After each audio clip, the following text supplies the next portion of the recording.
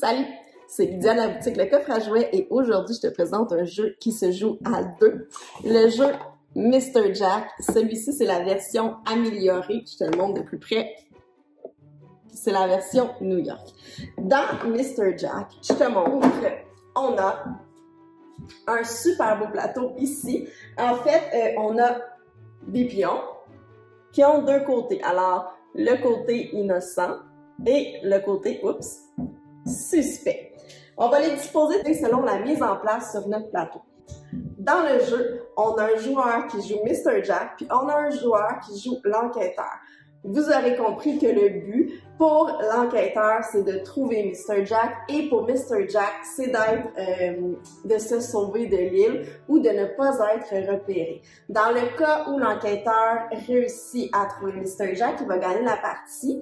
Dans le cas où Mr. Jack réussit à s'échapper de New York ou réussit à jouer low profile et à ne pas être dénoncé, mais il va gagner la partie. C'est super simple. Chaque personnage va avoir une façon de se déplacer et des pouvoirs spéciaux. Sur l'île, ici, de New York, on va avoir des lampadaires, des bouches de métro et des parcs. Pour pouvoir innocenter un suspect, c'est assez simple. En fait, c'est que les personnages qui vont se situer à côté de l'éclairage public, en fait, par exemple ici, ou qui vont être directement une case un à côté de l'autre. À la fin de son tour, Mr. Jack va devoir dire si le suspect est invisible ou visible. Il va tourner la carte pour le dire. Alors, on va comprendre que tous les suspects qui sont près d'un lampadaire ou à côté de quelqu'un d'autre sont visibles et tous les suspects qui sont dans des secteurs où il est non visible, vont être invisibles. Pour le jeu, on va déposer nos cartes ici qui correspondent aux personnages. L'enquêteur va en jouer deux, Mr. Jack va en jouer deux à chaque tour. Les personnages qu'on va jouer, ben c'est sûr qu'on va déplacer ici. Les parcs, comme j'ai dit tout à l'heure, permettent aux joueurs d'être invisibles et les bouches de métro, comme celles-ci qui sont disposées sur le plateau, permettent aux joueurs de se déplacer d'une bouche de métro à l'autre en seulement un coup, parce que les déplacements, c'est de 1 à 3 villes différentes.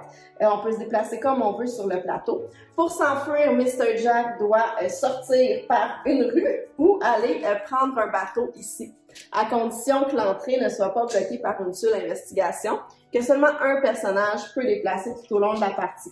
Ça va être un petit jeu de stratégie où on doit réussir à déjouer l'autre puis un peu lire à travers ce que fait l'autre. Il est vraiment super intéressant. C'est à partir de 14 ans selon le jeu, mais honnêtement, avec vos jeunes, s'ils sont habitués de jouer, tu sais, 12 ans, je pense que pour des enfants, des pré-ados, des ados qui sont compétents en matière de jeux de société, qui sont habitués de jouer à des jeux un petit peu stratégiques, mais ça va être assez simple pour eux. Il est facile à comprendre un coup qu'on a catché, en fait, tout le principe du jeu. Puis, voilà, vous avez besoin peut-être de une ou deux parties pour vous familiariser. Après ça, ça va y aller tout seul. Vous allez vous rappeler des pouvoirs de chacun. Puis, ça va être super simple. Alors, un Mr. Jack qui dure une trentaine de minutes pour vous, votre chum, votre blonde, vos enfants, votre famille, à jouer à deux. C'est vraiment super. Bonne journée!